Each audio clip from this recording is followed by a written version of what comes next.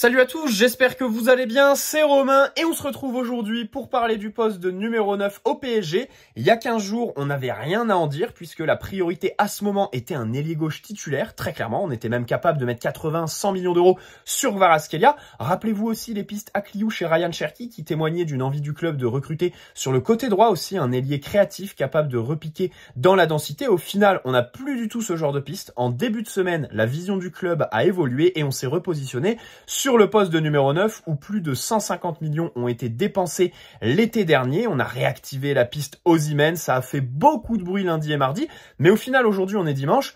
João Neves, ça a évolué. Doué, on sait qu'on a envoyé une première offre et il y en aura une seconde si elle n'est pas déjà envoyée au Stade Rennais, mais sur le poste de numéro 9, finalement, le constat 5 jours après, c'est qu'on a eu beaucoup de bruit pour pas grand-chose parce que ça paraît pas très avancé. Malgré ça, c'est difficile de lire les raisons qui poussent le club à ce revirement un petit peu de priorité. Les raisons tactiques aussi pour Luis Enrique, on va évoquer tout ça dans cette vidéo. Tout comme on va essayer d'être objectif parce qu'à ce poste, il y a ce qui se dit dans les médias, notamment italiens, sur Osimhen qui est un joueur clairement poussé par la sortie par le Napoli, donc il faut faire très attention à tout ce qui y est dit. Et la réalité. La réalité, c'est aussi les médias français qui nous parlent d'un recrutement à ce poste conditionné par un départ de Ramos ou Kolo Muani qui aujourd'hui sont quand même difficiles à imaginer. Alors installez-vous, on va parler de tout ça dans cette vidéo. Avant que la vidéo commence, petit placement de produit pour le site ZoFoot qui vous propose des répliques non officielles mais d'excellente qualité de tous vos maillots préférés, beaucoup d'équipes représentées, sélection nationale aussi, avec des badges, écussons et flocages d'excellente qualité comme les coutures. Vous pouvez personnaliser tout ça au moment de votre commande avec 10% de réduction. N'hésitez pas à utiliser le code qui est dans la description, tout comme le lien vers la boutique et les détails de la promotion en cours. Vous avez un ou plusieurs maillot offert en fonction du montant de votre panier. Le maillot est à indiquer au moment du paiement dans la page de commentaires. Et pour la livraison, sachez qu'il vous faudra entre 15 jours et 3 semaines grand maximum pour recevoir votre commande. Voilà, merci à eux, c'est eux qui régalent. Alors, comme je le disais en intro, déjà premier point, je pense que sur Victor Osimhen, il y a eu beaucoup d'emballements. Les médias italiens sont les rois pour nous annoncer des transferts bouclés quasiment à 99%, alors qu'en réalité, les négociations n'ont même pas commencé entre les deux clubs. On nous dit que le deal devrait se boucler la semaine prochaine. Le Napoli va partir dans leur tournée estivale et ils aimeraient évidemment, bien sûr, eux, que ça se fasse, bien sûr, pas à moins de 100 millions d'euros selon certains médias. Ce serait la volonté de De Laurentiis, sur qui on s'est déjà heurté avec Kvaratskhelia. Mais là, il y a une vraie volonté de faire partir Victor Osimhen. Fabrizio Romano dit quand même que le joueur est de plus en plus proche du PSG. Alors, il y a un accord avec lui pour le faire venir. Je vous dirais, c'est pas compliqué. Vu les magouilles que Campos a réussi à faire avec évidemment Gérard Lopez à l'époque dans le transfert d'Osimhen de Lille vers Naples, je pense que voilà, avec l'agent, ça doit être plutôt facile de s'entendre. Osimhen n'y est absolument pour rien là-dedans, mais on va y revenir quand même dans la vidéo, ça me paraît important d'en parler.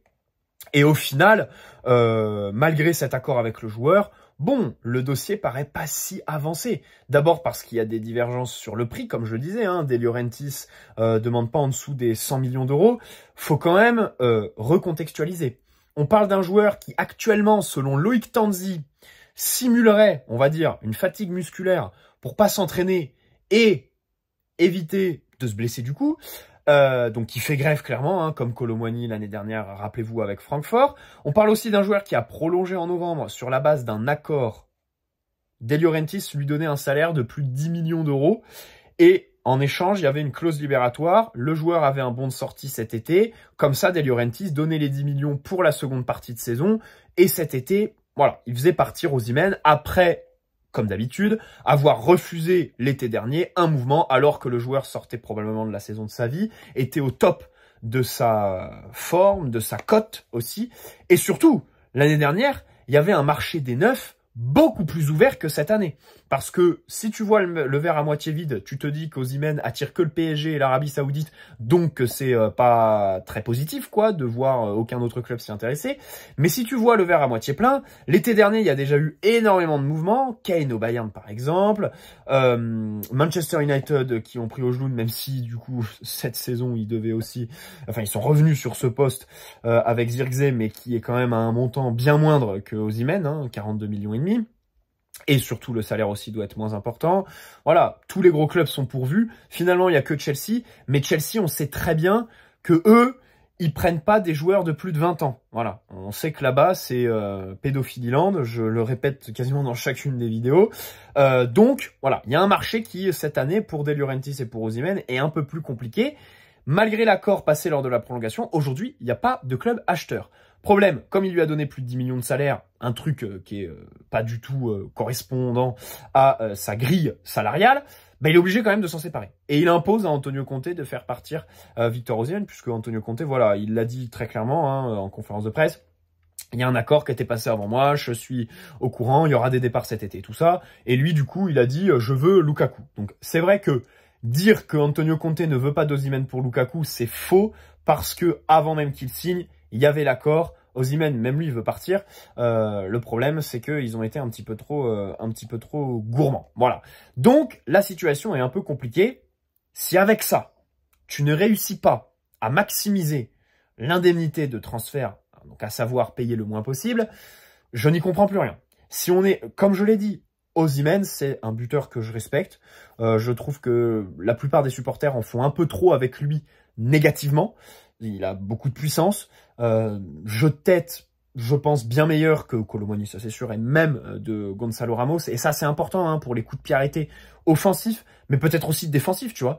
Tu mets Osimhen dans ta surface, avec sa puissance et tout ça, sa capacité à bien prendre les ballons, son bon timing, hein, parce que c'est vrai qu'il saute très très haut, hein, très très bien. Donc c'est vrai que c'est des qualités qu'on n'a pas. La vitesse aussi. La vitesse au poste de numéro 9. Par exemple, là-dessus, il est meilleur que Ramos, hein, qui parfois a quand même un défaut. Je crois que c'est contre Reims. Ça m'est revenu là, je le cherchais dans une dernière vidéo. C'était contre Reims. Quand on fait match nul, je crois c'était courant mars. C'était après le match retour contre la Real Sociedad. Il y a un moment Ramos qui est un peu lancé dans profondeur, si on peut appeler ça comme ça, et qui se fait rattraper par Abdelhamid. C'était très moche. C'était une action très très moche. Je crois que c'était ça. Mais voilà, c'est vrai que Osimhen a de la puissance, de la vitesse, beaucoup de présence dans la surface, une finition, je pense, meilleure que Kolo Muani. Gonzalo Ramos, ça pourrait se vérifier, même si je pense qu'il y a pas de touche superflue au moment de tirer chez Osimhen, alors que chez Gonzalo Ramos, oh bah il y en a à foison. Donc voilà, c'est vrai que là-dessus, je respecte le joueur, mais au vu des investissements qui ont été faits l'été dernier, pour moi à ce poste, c'est 65-70 millions maximum cet été, peu importe le joueur. Et en plus pour Osimhen, le problème c'est qu'il est meilleur que nos deux attaquants actuels, certes, mais le gap n'est pas si énorme que ça en fait. Tu fais peut-être une plus-value à faire venir déjà du 109, hein, parce que Kolo Muani, ça je dis ça pour Kolo Muani, parce que Kolo Muani, faut se rendre compte comment il traîne son spleen, comment le mec est complètement à côté de ses pompes. Et je sais pas s'il y a des possibilités d'inverser la tendance à l'avenir. Alors que si tu ramènes Osimhen, le mec arrivera en confiance, voilà, il va avoir une bouffée d'air frais en quittant le Napoli, club qui a eu une saison très compliquée, nouvelle aventure, Paris, une ville qu'il aime bien, hein, il passe souvent des week-ends ici, et il les affiche sur Instagram d'ailleurs. Luis Enrique, nouvel entraîneur, nouveau projet et tout ça, donc bien sûr qu'il sera en confiance. En plus, les premiers clubs, là, notre calendrier, c'est un peu des matchs, voilà, pas très très difficiles. Il devrait scorer normalement. En Ligue 1, je pense que c'est un joueur qui va prendre de la confiance. Championnat qu'il connaît en plus. Donc c'est vrai que, voilà, rien que sur l'aspect mental, je pense qu'Osimhen, s'il vient, Kolo Muani serait encore plus relégué. Ramos, je l'enterre un peu moins. Mais voilà. J'aimerais aussi revenir sur le transfert du LOSC au Napoli, parce que vous me direz, bah ouais mais Romain, tu dis 70 millions, mais c'est ce qu'ils ont investi, donc en fait ils feraient opération blanche le Napoli, ils n'ont pas intérêt à faire ça puisque ils gagneraient pas d'argent. Oui, alors on parle d'un transfert qui est quand même amorti depuis quelques années déjà, et à l'époque ils avaient lancé 71 millions sans les bonus, sauf qu'en retour il y a eu magouille.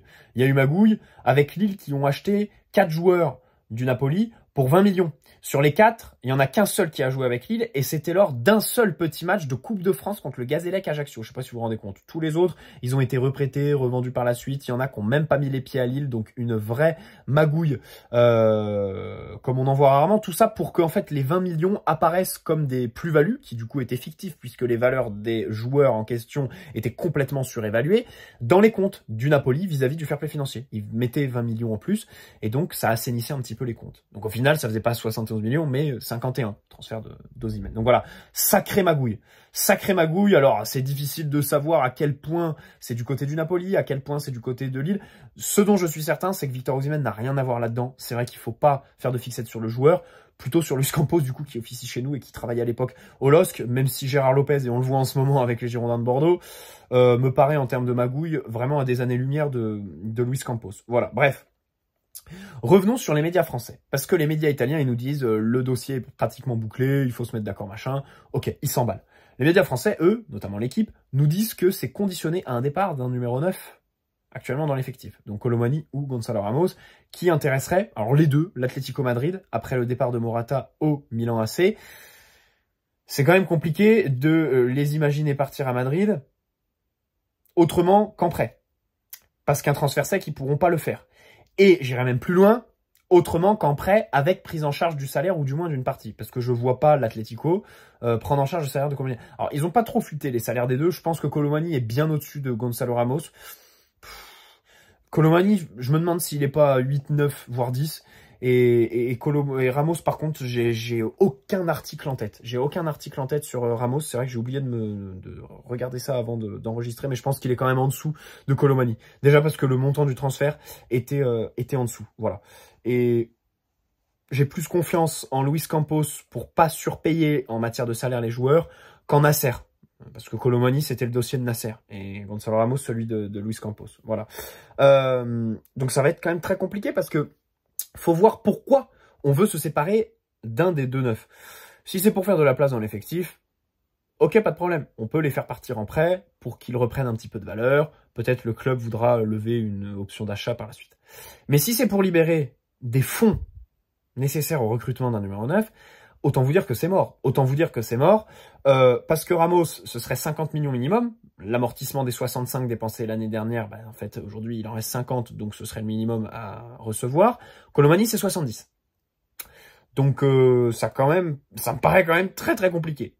Je vous renvoie à ce que je vous expliquais plus tôt, à savoir le marché des neufs qui, cette année, bon, n'est pas très ouvert. Les clubs n'en ont pas vraiment besoin. Colomani, il y avait Dortmund en début de mercato. À ce qui paraît, ils avaient proposé 50 millions selon l'équipe. Je crois un prêt avec option d'achat de 50 millions. Et au final, aujourd'hui, ils ont fait Guirassy. Parce qu'on a refusé à l'époque, je crois, cette offre. Depuis, il y a eu l'Euro. On pensait que lors de l'Euro, Colomani allait prendre en valeur et tout ça. Bon, au final, il a mis 2 buts, dont un qui est pas vraiment le sien, hein, parce que même sur le but face à la Belgique, il s'en mêle les pinceaux sur la finition. Après, celui face à l'Espagne, il est très beau. C'est une tête, c'est voilà, pas de problème. Mais au final, on a perdu du temps. Parce que les clubs ont recruté au poste de numéro 9. Colomani était à l'Euro, donc s'intéressait pas à son avenir. Et aujourd'hui, bah voilà, on a eu une sacrée perte de temps. Et au-delà donc des 70 millions de minimum qu'il faudrait recevoir pour Colo, si tu le fais partir, le problème c'est que ça te pose une question de l'ailier. Parce que comme il est polyvalent et que par moment il a été utilisé ailier droit, si tu le fais partir, il te resterait que Dembélé, Barcola, Likanguin, Asensio en ailier. Si tu fais Désiré Doué, comme j'ai dit, j'ai pas très envie de le considérer comme un ailier gauche. Donc, c'est vrai qu'à droite, il y a Mbaye qui va arriver. Je pense que le club est conscient du crack qu'ils ont entre les mains avec Ibrahim Mbaye. Et qu'à droite, voilà, on va lui faire de la place. Mais à gauche, pose des questions. Parce que si tu fais partir Colomani, en fait, ça voudrait dire que si tu le fais partir en prêt, tu libères certes de l'espace pour ton neuf, mais tu fais pas de billets pour financer le transfert. Et tu dois recruter en plus un ailier. Donc là, c'est vraiment le chien qui se mord la queue. Hein. Honnêtement, j'arrive pas à voir comment on peut se dépatouiller d'une situation pareille. Enfin, si vraiment on doit faire partir un des deux neufs pour signer Osimhen, je vois pas comment à la fin on va réussir à signer Osimhen. À part un prêt, bien sûr. Mais si on a besoin d'argent pour Osimhen, voilà, c'est mort. Parce on fera jamais d'opération, même blanche, sur un des deux neufs de l'année dernière. Alors, qui faire partir en priorité? Ça, c'est une question qu'on peut poser. Parce que Gonzalo Ramos, il y avait des bruits cet hiver concernant un prêt, rappelez-vous, pendant le mercato hivernal. Et là, c'est sûrement plus facile à faire partir qu'un Kolo Muani. Comme je le disais, il a un moins gros salaire, l'amortissement est moins important. C'est un attaquant, l'Atlético, je pense qu'il ferait plus d'efforts sur Gonzalo Ramos que Kolo Muani. Personnellement, je pense que le joueur avec lequel tu prends le plus de risques à le garder, c'est Kolo Muani. C'est Kolo Muani. Certes, Kolo est polyvalent. C'est vrai que tu recrutes Osimhen, mais du coup, tu peux le mettre ailier droit, Kolo Muani, par exemple. Mais le problème, c'est qu'il est polyvalent, mais mauvais partout, en fait. Donc ça, c'est... Il peut jouer partout, mais il est mauvais partout. Donc ça, c'est vrai que c'est très, très problématique. Et surtout, comme je disais, Kolo Muani est un joueur sans confiance. Si Osimhen vient, c'est clair qu'il sera relégué au rang de super sub, et ça lui convient pas. On voit clairement qu'il traîne son spleen, qu'il est pas du tout heureux au PSG. Enfin, la seule fois où on l'a vu sourire, c'est quand il a retrouvé ses anciens coéquipiers du FC Nantes, quand on a gagné 2-0 là-bas, après le match aller face à la Real Sociedad en février, tu vois. Sinon, on le voit jamais sourire. Il fait pas preuve d'une résilience. Quand il joue, il y a des matchs où vraiment il a une certaine nonchalance qui agace en fait, mais des expressions faciales, voilà, qui montrent. Enfin, moi, je suis persuadé que c'est un joueur qui est pas fait pour ce genre de club, voilà, qui est pas fait pour ce standing, pour le plus haut niveau. Et j'élargis même à Luis Enrique. Tant que Luis Enrique est là, je vois pas comment il pourrait reprendre confiance. Vu la fin de saison qu'il a eu avec Luis Enrique. Alors certes, il rentre au match aller face à Dortmund, mais au match retour, c'est Gonzalo Ramos qui est titulaire. Et après, il a 28 minutes, je crois, sur les 4 derniers matchs de la saison. Je sais pas si on se rend compte. Les 4 derniers matchs où on voyait quand même les jeunes et tout ça. Hein, où ça faisait quand même tourner. Dembélé et Mbappé n'étaient même pas dans le groupe par moment. Donc, c'est compliqué. Ramos, dans un rôle de super sub, bien sûr que je l'imagine beaucoup plus que Kolo Muani. Déjà parce qu'on a des certitudes sur la seconde partie de saison qui nous a fait. Et surtout, je reviens sur les blessures d'Osimhen. C'est vrai qu'Osimhen est un joueur pas très fiable physiquement, mais du coup, s'il se blesse souvent, ça va donner du temps de jeu à celui qui sera son remplaçant. Donc Gonzalo Ramos, on pourrait utiliser ça comme un argument. Voilà. Après, Osimhen de l'autre côté, notre staff a remis sur pied Dembélé. Bon, Lucas Hernandez, jusqu'à qu'il gère mal la profondeur sur le but de Füllkrug à l'aller et qu'au final il se pète. Mais peut-être qu'avec Osimhen, on va réussir à remettre le joueur sur pied, tu vois. Ramos, c'est évidemment un joueur avec beaucoup plus de résilience que Kolo Muani, sur lequel j'ai beaucoup plus de confiance quant à un rôle de super sub, même si je pense qu'à la différence de Kolo Muani, Gonzalo Ramos s'obstinerait moins à rester. Kolo Muani, je pense qu'il va vouloir rester au club. Ramos, bon, il a Jorge Mendes comme agent, qui va pouvoir lui trouver une porte de sortie. S'il s'y retrouve, je pense que ce sera pas quelqu'un de très difficile à faire partir. Voilà, donc très objectivement, si on doit se séparer d'un des deux, je pense que le plus facile, c'est Gonzalo Ramos. Maintenant, il a apprécié des supporters parce que il a eu les buts face à l'OM, la très belle tête au match aller du Classico, au match retour, voilà, c'est la célébration pistolet face aux supporters au Vélodrome avec les kebabs qui lui tombent sur la gueule. Enfin voilà, c'est vrai que c'est mythique. C'est sûrement un des meilleurs moments de la saison. Toute compétition confondue, je parle. Mais il y a aussi un moment que j'ai dans ma tête et je trouve les supporters, ils y pensent pas vraiment. Les Classicos, c'est bien. Mais les Classicos, on est habitué à les gagner, les gars. Et sans manquer de respect à Marseille, il y a eu un match plus important où il a été titulaire. C'était un des matchs les plus importants de l'RQSI, à savoir la demi-finale retour de Ligue des Champions. Et là, j'ai vu un joueur qui, certes, a été combatif en première mi-temps, mais a tout raté de ce qu'il avait. Même à 10 mètres du but, il y avait des gestes qui étaient hallucinants pour un numéro 9. Alors moi, je dis juste aux supporters qui insultaient de tous les noms Fabien Ruiz au match aller parce qu'il loupait un truc. Donc, t'insultes un milieu de terrain, mais un numéro 9, dont c'est quand même le rôle numéro 1 de marquer, non, il passe à travers les gouttes. Alors après, c'est vrai que sur ce match, c'est pas non plus le tournant, le fait que Gonzalo loupe des trucs, parce qu'il y a Mbappé, il y a Dembélé, comme je disais, il y a Fabien Ruiz aussi, il y a le poteau de Warren Zaïre-Emery, bon, il y a les poteaux plus généralement, aussi sur la frappe de loin de Nuno Mendes. Mais voilà, il était numéro 9 ce soir-là. Et en fait, Luis Enrique lui a fait confiance. Mais si tu regardes le match, c'est très difficile. Enfin, c'est le match de quelqu'un qui est pas invité à ce niveau, tout simplement. Et je vous invite à re-regarder sa demi-finale retour de Ligue des Champions. Hein, parce que c'est vrai qu'il y a beaucoup de supporters voilà, qui sont enthousiastes à son idée, qui se disent « Ah, ça y est, l'année prochaine, il va être notre titulaire et tout ça. » Moi, je calmerais vos ardeurs. Osimhen est meilleur que Gonzalo Ramos, tout simplement. Voilà. Mais bon, je pense aussi que Kolo Muani restera parce que c'est un transfert de Nasser qui a de l'ego et qui va vouloir s'obstiner à avoir raison. Et donc ne pas vendre Kolo Muani. Voilà, essayer de forcer jusqu'au bout. Tu vois ce que je veux dire? Bon, ça c'est un peu complotiste ce que je dis. Mais voilà, pour moi, celui, si tu dois en faire partir un, comme je l'ai dit, j'ai plus confiance. Subjectivement, je garde Ramos, je fais partir Kolo Muani. Objectivement, on doit faire partir Ramos et Kolo Muani restera si on veut s'en tenir au plan qui fuite un peu dans la presse ces derniers jours par le club. C'est pas moi qui fais le plan, c'est le club. Donc moi, je vous fais la vidéo en fonction du plan. Et si le club veut réaliser son plan, ça doit être Gonzalo Ramos, parce que Kolo Muani, ça me paraît quand même très compliqué de s'en séparer, même s'il faudrait, dans un rôle de super sub, plutôt Gonzalo Ramos que Kolo Muani. Donc bref, c'est très difficile. Il y a une question plus large que j'aimerais poser, c'est celle du profil. Et là, on va parler de Luis Enrique. Pourquoi? Parce que l'été dernier, on piste Harry Kane, Nasser fait les allers-retours à Londres tous les jours pour négocier avec Lévy, au final Kane va au Bayern, et nous on se repositionne sur un neuf qui n'a pas du tout le même profil, au-delà du standing. Je parle pas du standing, parce que c'est vrai que bon, tu passes d'un joueur ultra référencé à Gonzalo Ramos, faut se mouiller la nuque, mais en matière de profil, c'est complètement différent. Et là, cette année, on a un peu le même débat, parce que Alvarez, de City. Alors c'est vrai que la plupart des rumeurs, c'était dans les médias argentins. C'était Fabrizio Romano, qui est un journaliste à la solde des agents des joueurs. Donc on sait très bien que là, c'est clairement l'agent qui fait filtrer dans la presse des intérêts pour mettre la pression sur City, parce que le joueur, soit il veut plus de temps de jeu, soit il veut une prolongation, soit il veut réellement partir. Et dans ce cas-là, ça se concrétisera dans l'été. Ça semble se concrétiser ces derniers temps avec l'Atlético Madrid. Mais il y a une autre source qui m'a interpellé.